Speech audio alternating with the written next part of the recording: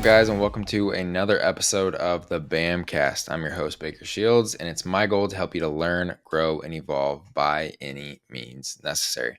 Today's a solo episode, and I've got a very specific topic today that I just kind of wanted to dive into, talk about. This should be a short one, unless I start to ramble. You guys know I'm accustomed to doing that sometimes, but I want to talk about the concept of chosen versus unchosen suffering. This is something that I heard on a podcast recently, or really a podcast clip recently from Chris Williamson. And he talked about these two concepts, right? Chosen versus unchosen suffering. Now, we all have to go through chosen suffering. Now, we all have to go through unchosen suffering. Okay, everybody has to go through this in different ways, shapes, and forms inside of your life. These are the trials and tribulations that you go through, the hardships. These are loved ones are going to pass away during your life. You're going to experience heartbreak. Okay, you might get laid off or know someone that gets laid off.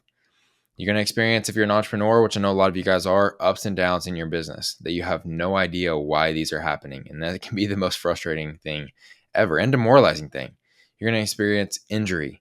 You're going to experience any type of betrayal known to man. Okay, this is just innate, right? I can't stress enough that this unchosen suffering is going to happen in your life, whether you want it to or not.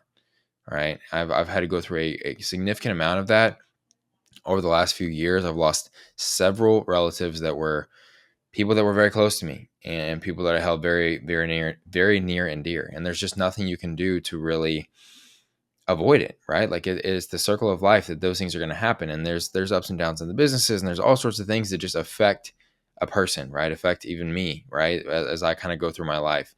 And so that's why this quote sat so well with me and really hit home is this concept of chosen versus unchosen suffering. The unchosen is unavoidable. You're going to experience unchosen suffering. Now, even though these things are inevitable, there is one specific way that you can make it through these easier. Okay. And that is to subject yourself to chosen suffering. Now, what is chosen suffering?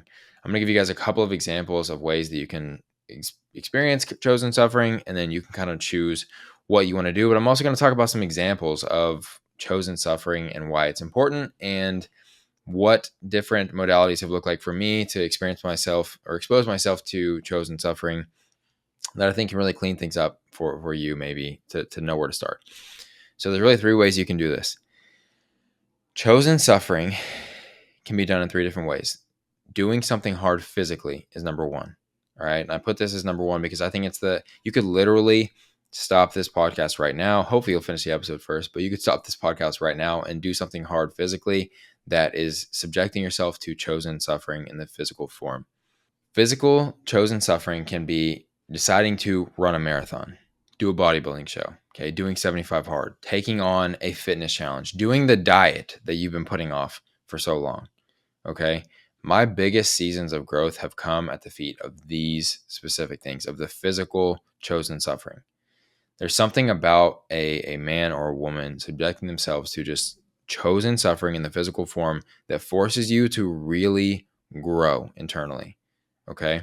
And it also helps you to actually lessen the blow of these actual unchosen sufferings that you're going to go through as well. Okay. So physical suffering is something that you choose to do that is tough, that can get you really unstuck. I talk to a lot of guys. Okay. And a lot of guys that are stuck, right? Or in this kind of like in the matrix, so to speak, of waking up, similar routines, not feeling fulfilled, not feeling like a man, not feeling like a lot of the things that we should be feeling, right? Not having those things that they're chasing that are going to give them the satisfaction of achievement based, just accomplishing and conquering that we need to feel as men. This is what I tell them to do. Number one is pick something hard physically that you're going to do over the next couple of months and go do the thing. All right. 75 hard is a great one because it is very tedious. It is it forces you to get into a strict routine, which a lot of people have never really done in their lives, especially around physical based things. So 75 hard is a great one. I've done, as you guys know from listening to previous episodes of the podcast, I've done 75 hard twice now. I did a bodybuilding show as well. Those have all been really my biggest seasons of growth. Okay. And now I'm kind of prepping to run a marathon. I don't know exactly when that's going to be.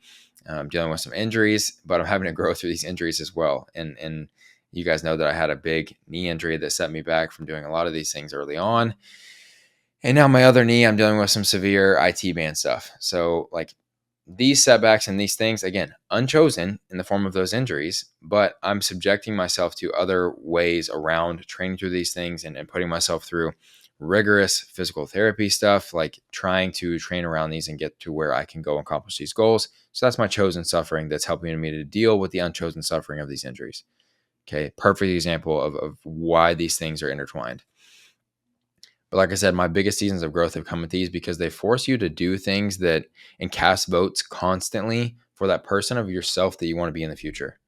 And what I mean by that is no matter what decision that you make at any given time on any given day, you're casting a vote for either maybe the previous version of you or a undesired version of you. Let's just put it that way. Or you're casting a vote for that future version of you that you are telling yourself that you want to become. Okay, we all have that projected out future version of ourselves that we think that we're going to be, or maybe we even think that we are right now. And if you're not taking these opportunities to cast that vote for that future person, you're not going to become that person. And I got bad news for you. You're not that person right now. And that's a very tough pill to swallow for a lot of people. So, whenever you do subject yourself to physical chosen suffering, you are putting yourself on a path to cast votes constantly, especially if you stick to it and you go through and you do the thing, you're going to accomplish something, which a lot of us don't get that feeling day to day anymore of just accomplishing something, right? Getting a good result from something that we decided to do hard work and consistent work over time to achieve that desired result. That is a powerful feeling in and of itself, but it also forces you to go through a routine to get to there. It forces you to sacrifice stuff. You might not be able to go out as much, right? You might not be able to go on as many date nights. You might not be able to, drink as much or go do stuff with friends that was previously you were doing that's not really serving you and who you want to become. So it forces you to make some sacrifices, and it forces you to do tough things. Like when you're in the middle of a tough workout, or when you're 6 weeks out from a bodybuilding show, or you're 60 days into 75 hard, like you start to kind of like the bitch voice in the back of your head starts to kind of come out to play, right? And it starts to tell you like, this isn't really worth it. Like, why are you doing this? You don't have to be doing these things. That used to be fun. Well, you remember what you used to do? That used to be really fun. You'd have fun when you would go out with your friends. And you are forced to kind of reckon with that, like hear that inside of your own head and beat it, conquer it, right? Move past it. And there is something so powerful about doing that the physical form can expose you to, that is something that you're not, you can't avoid if you do something that's tough physically. Okay. So that's number one, is doing something in the physical form to get yourself through it. All right. Number two is doing something hard mentally. Okay. Now you could also spin that doing something hard physically is going to be hard mentally, because the mental battle is the majority of the thing. And I really want to preface that I'm not talking about mentally as far as just like pushing yourself physically and then having to do that mental talk. Mentally, you could substitute this for professionally. You could do this in your business, whatever the case may be. But start the business. Okay. Quit the dead end job. Learn a tough new skill. Start to document your life more on social media. That is one that I kind of want to spend a little bit of time on, because that's very tough. Okay. It's very tough to put yourself out there on social media, especially if you get some motion. Like if you're successful in doing it, which I would not consider myself successful in doing it yet, but I have experience through like watching Addie kind of go through these things. And whenever Addie and I align ourselves, for some reason, it goes viral a lot of times on social media. There's a lot of hate and there's a lot of stuff that you have to go through that mentally is very tough to reckon with. And the reason that this is powerful and the reason that this can help you out so much is because you're putting yourself out there. You're trying to better yourself. You're trying to document this journey that can, move forward. Maybe your personal brand, maybe your business, maybe you get paid off of social media. You're doing something for the betterment of you, or maybe those around you. You're trying to inspire other people as well. And you're getting like friction or people pulling you backwards in that process. This is the online hate, the bullies, all the things that you kind of experience there. And there's also going to be ups and downs on social media as well. You might be popping off for a while, and then something goes, something in the algorithm changes and it pulls you back down. These things are that's a very tough thing mentally to deal with, because you're dealing with, like, these algorithms are programmed to really get you addicted to results. Okay. And with those results, that means like the likes, the comments, the views, the whatever, the subscribers, all of those things are very addicting to get. And so whenever you start to play that game, it's very hard to kind of stay on the path that you initially maybe set out to stay on. And it also forces you to, again, always reason with that voice inside of this telling you, like, maybe if you posted this, like they seem to really like that, even though it might be the thing that not something that's going to be impactful, right? Or something that's going to move your business forward or something that's going to move your brand forward. You start to kind of have to reckon with that voice and be like, no, I want to stay on this path because this is what I'm passionate about. This is my mission, right? What's serving my mission? What's serving me and the greater purpose of me in the future of what I'm trying to build? Okay. So the other examples of doing something hard mentally, starting a business, guys, I cannot tell you how demoralizing entrepreneurship can be. Can't stress that enough. Entrepreneurship can be one of the toughest possible journeys that you subject yourself to. It can also be extremely beautiful, extremely rewarding, and it can lead to a path that few people ever get to experience in terms of that end goal. And I've seen that with people. I've not experienced that yet. I've come far away from my end goal, but I have experienced the extreme ups and the extreme downs of entrepreneurship. And I can tell you that that is something very hard mentally that you have to deal with. The amount of stress, the amount of anxiety, all those things that I deal with on a day-to-day basis, it's tough. Okay. And there's a lot of times that you get that voice in your head with entrepreneurship that tells you just go get a job, right? Then you can clock out at 4 or 5 o'clock and you don't have to worry about it anymore. Then you don't have people relying on you. They don't have mouths to feed within your business or employees that are relying. Like, those are the things that are going through your head. And you have to tell yourself that, no, I'm on this mission to build this thing, right? With BAM, for example, it's changing lives through health and fitness. And really it's the same mission inside of AR as well, like fighting the obesity epidemic by being able to help as many coaches serve as many people and clients as possible. And when I'm reminded of that, and when I tell myself about that again, that's what really helps me to understand that the reason I'm subjecting myself to so much mental turmoil and pain and anxiety and stress is because I'm going to serve that mission, right? I can do way more in that mission and in the pursuit of that mission than I could do alone by taking what my brain is trying to tell me is the easy way out. Now, I'm not saying any type of jobs or anything like that are the easy way out. Obviously, whatever serves you the best is the best for you. For me, these missions are what I'm supposed to be doing. So that negative self-talk inside of me is the thing that's not serving me. I have to avoid it. I have to take the path, make the vote for that person or that mission that I'm trying to accomplish in the future. The other example, quit the dead end job. I've talked to a lot of people recently that have told me how miserable they are in their current position. All right. And the only thing, I was talking to somebody today actually about projecting out what is the worst case scenario, what is the worst thing that could possibly happen, and it's talking about moving across the country and all these fun things, that these crazy big changes. What's the worst thing that could happen? And we kind of came to the conclusion the worst thing that could happen is them ending up in the exact same situation they're in right now. So if your absolute worst case scenario of taking a leap, right, or quitting the job or whatever, is that you have to go and get that job back at some point, your worst case scenario is your current reality, right? So why not go take the leap? Why not go try something? Why not go do the big thing that might be a little bit scary right now if you know for a fact your worst case scenario is still going to be easily attained later on if things for some reason don't work out? Okay. That's something that you have to remember, is that we as humans were pre-wired to like avoid risk, to avoid whatever, because prehistoric humans and early versions of us, we had to be assessing risk in our environment and predators and all these things.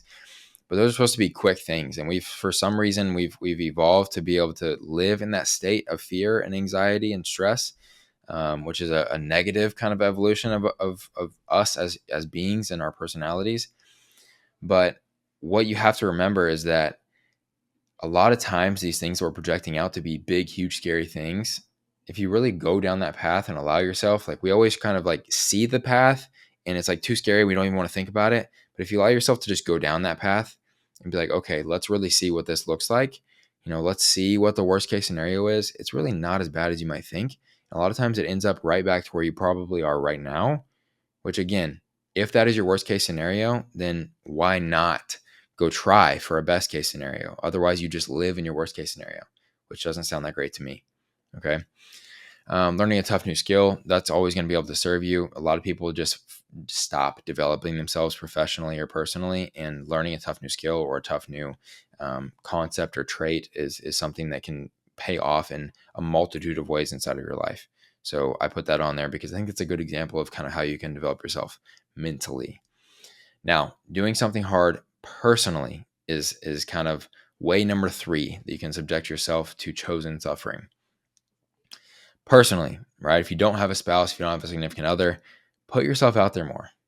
Go on more dates, ask more people out. All right. Rejection therapy is a powerful thing. If you're not familiar with the term of rejection therapy, somebody that I would recommend that you go actually look at and kind of study is a girl named Maureen Evelyn, I believe is her last name. And I think her handle is like Marine's Marketing or something like that. Maureen. Young girl. She's 20 years old, I believe, but she talks a lot about rejection therapy and she makes fantastic content around it. Rejection therapy is essentially putting yourself in situations where you're likely to get rejected. All right. And subjecting yourself to, by like exposure therapy, subjecting yourself to regular amounts of rejection. Because what that does is that removes the power that potential rejection has from your life and from you personally. And that puts you into a mindset of what is the worst can happen, like what we were just talking about. Okay. So if like she's applied to Harvard, right? And got waitlisted actually, I think for Harvard. She's applied for like crazy government jobs. She'll go up and like ask people. I think she's even in a situation right now where some couple that they knew that she was into rejection therapy and they asked her to help them sell like a Costa Rican island or some sort of island that they couldn't sell. And so she's working just in her free time just to get exposed to the rejection. She's trying to sell this island. I think it's an island. I could be completely butchering it, but she's trying to sell this island and she's just like asking friends and family and people that she knows if they want to buy this island or this big thing, whatever it is.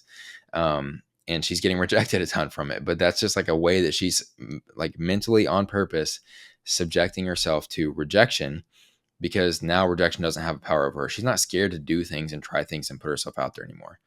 So like I use this an example of dates because a lot of people are scared to make the first move, scared to ask somebody, scared to put themselves out there in today's day and age. And if you're willing to do that, it's just like sales in your business. If I told you right now you're 50 no's or 100 no's on a sales calls away from your first $1 million, how excited would you be every time you get a no? Because you realize it's a numbers game. Okay. So if I get a no today, that means I got 49 more and I'm a millionaire, right? If I get a no tomorrow or 3 no's tomorrow, I'm even more excited because guess what? I got, 46 more no's to go through in order to become a millionaire. Like how excited would you be to get each no? Because you're that much closer now to a yes. And the things that you learn from each no are the things that actually get you to where you're not getting rejected as often because you understand more about what actually results in that end outcome being a yes. Okay, so rejection therapy is very powerful. Putting yourself out there more, especially if you're looking for a significant other, put yourself out there, go on dates and expose yourself to possible rejection because, again, your worst case scenario is still just being single as you are right now. So there is nothing that you can harm yourself from by putting yourself out there and trying. Hold yourself accountable also in this same vein to showing up as a better man, husband, brother, son, wife, daughter, sister. Like hold yourself accountable to showing up for those people around you. This is something personally that you can do that is hard, very hard. Okay. But even setting up like a calendar system and blocking it off in your calendar of like call mom, call sister, call brother, or go, date nights, right? Regularly built into your week. Those things can be huge for your overall enjoyment of your life and also for everyone else around you, your loved ones, enjoyment of just having you around and you being a part of their lives. Okay. It's something that every time that I'm one way that I do this and I anchor it in my life, every time that I'm in a longer car ride, okay, especially if I'm solo, if it's me and Kinsey or me and somebody else, I don't do this. But if I'm solo and I've got 20 minutes plus on a car ride, I call somebody every time. Okay. Whether it's my mom, my dad, one of my sisters, Kinsey, or a friend, like I always, always, always on a 20-minute or longer car ride, I call somebody, I check up on them, and I talk to them. You'll be surprised in 2024, 2025, whenever you're listening to this, how powerful and how surprised and just like excited somebody will be by the fact that you just called them randomly. Okay, it means a lot to people. It's not common today anymore, and it will strengthen those relationships in ways that you never thought possible. And you'll be surprised how much people start to call you now and check up on you, or text you and check up on you. And those things are going to build stronger relationships than you ever thought possible. And they're also going to just serve you on such a deeper level. It's hard to hold yourself to these things. Okay. It's hard to hold yourself to these things mentally, professionally, physically, and then now personally. But guys, these things are going to serve you so well because, again, the only way to deal with or make it easier to deal with the unchosen suffering is by subjecting yourself to regular amounts of chosen suffering. So do the hard thing, whether it's physical, whether it's mental, whether it's personal. Do the hard things, subject yourself to hard things, build these things into your life so that you ultimately can work through life easier. Okay. You can work through life a more resilient, more hardworking, more personally relevant, more professionally relevant, okay, more skillful, just overall well-rounded person because you are doing the things to develop yourself in all these ways at all times, okay? And I promise you it'll pay off in a multitude of ways as well. Now, if you enjoyed this episode or if you enjoyed even previous episodes, I would love it if you would send the show, whether it's a timestamp or a link or an episode, anything, send the show to a friend, share the show, right? That's the only way the show's going to grow. I'm not running any ads. I'm not doing any type of sponsorships or anything like that. So share the show if you got something out of this. I hope that you will subscribe if you're watching this on YouTube. I hope that you'll follow the show if you're listening on any type of audio platform and leave a review as well. I know that helps out with engagement and reach as well. I appreciate you guys showing up for this solo episode and maybe even listening to me drone on this entire time. These last 20 minutes, I really appreciate your time. I do not take it for granted, and it means more to me than you guys will ever know. So I hope you have an amazing rest of your day whenever you're listening to this. I hope to see you in the next episode.